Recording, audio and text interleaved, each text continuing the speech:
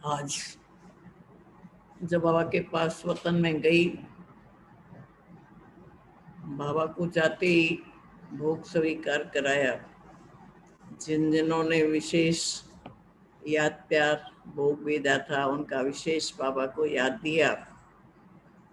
तो आज विशेष जो हमारी प्रेम बहन थी, उसको 1 साल पूरा हुआ।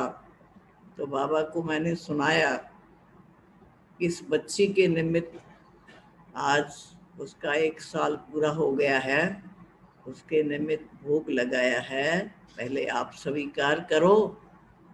तो बाबा ने भोग को खोला, देखा और भोग को दृष्टि दी और उसको स्वीकार किया। तो बाबा ने सुनाया कि वो जो बच्ची थी, प्रेम बत्ती बच्ची थी, उसने अपने जीवन में श्रेष्ठ कर्मों की पूंजी बहुत जमा की और कभी भी कोई ऐसा कर्म नहीं किया। इसीलिए ये जन्म जो था उसका वो भी अच्छा था और जो अगला जन्म है वो भी अच्छा है, क्योंकि श्रेष्ठ कर्मों का फल श्रेष्ठ होता है, इसीलिए उसका जन्म बहुत अच्छा हुआ है। तो मैंने पूछा, बाबा कहाँ हुआ है? कहा ये राज तो बाबा नहीं सुना सकता है, क्योंकि जन्म और मरण ये दो जो है ये अनादि अविनाशी है। इसीलिए बाबा ने कहा ये राज तो मेरे तक ही रहता है। तो कहा ये बाबा नहीं सुना सकते हैं, इसलिए बाबा ने वो तो नहीं सुनाया।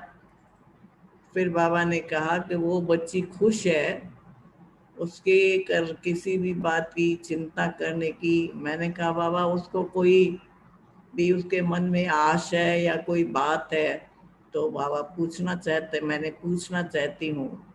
बाबा ने कहा उसको कोई आश नहीं है, कोई चिंता नहीं है।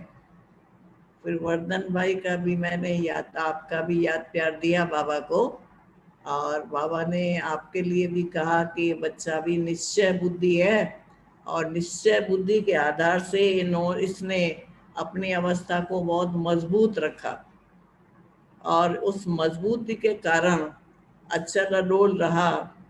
तो बाबा ने आपको बहुत क्या कहें शाबाश दी और बाबा ने कहा कि सदा ऐसे ही अपनी अवस्था को बना के रखना। फिर बाबा ने सुनाया कि देखो संगम समय पर तुम बच्चों को जो जन्म मिलता है, अलौकिक जन्म, तो जन्मदिन की बाबा तुम बच्चों को सौगात भी देता है। 2 सौगातें बाबा देता है, एक दिव्य बुद्धि देता है, दूसरा दिव्य नेत्र देता है। तो कहा बुद्धि जो है तुम्हारी जितनी दिव्य होगी उतनी सूक्ष्म से सूक्ष्म बात को तुम समझ सकते हो। तो कहा कि अपनी बुद्धि को सदा दिव्य बना के रखो, कभी भी अपनी बुद्धि को मोटी बुद्धि नहीं रखो। अगर तुम अपनी बुद्धि को दिव्य बना के रहेंगे तो सूक्ष्म से सूक्ष्म चीज जो है उसका तुम देख सकते हो। तो कहा आत्मा भी तो तुम्हारी सूक्ष्म है ना, दिखाई थोड़ी देती है। तो जैसे आत्मा सूक्ष्म है, ऐसे जो भी सूक्ष्म बातें हैं वो तुमको समझ में आएगी।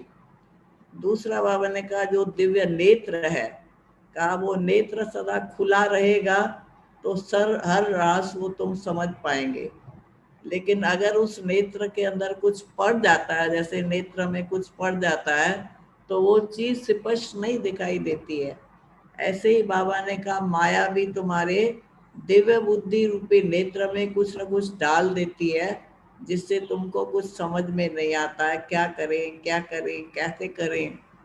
तो बाबा ने कहा तुम्हारी आंखों में इसीलिए अपना दिव्य नेत्र सदा खुला रहे, स्पष्ट रहे। जैसे आंखें सदा खुली रहती है, तो अगर नजर भी थोड़ी कम हो जाएगी तो कम दिखाई देगा।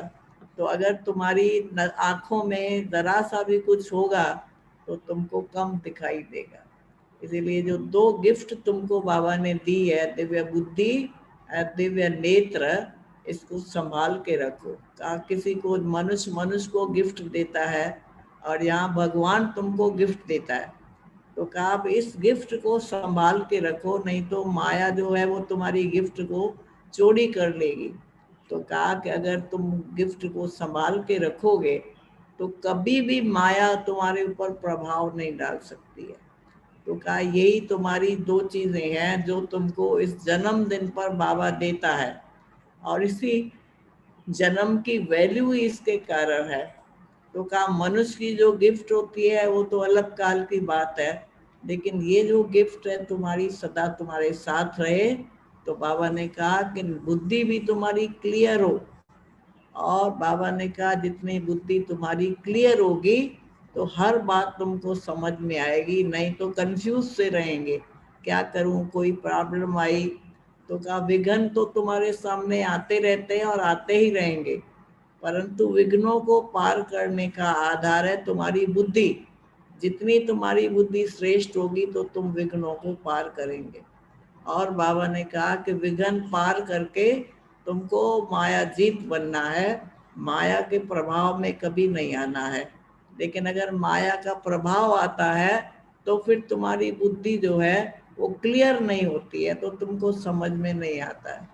तो इसके लिए अपनी बुद्धि को सदा क्लियर रखो और अपना नेत्र सदा खुला रखो, तो हर चीज आपको समझ में आती रहेगी। फिर बाबा ने सभी बच्चों के लिए जो भी सामने बैठे थे सबको याद प्यार दिया, और बाबा ने कहा कि बस एक बाप की याद करने में ही तुम्हारा कल्याण है, और किसी को याद मत करो।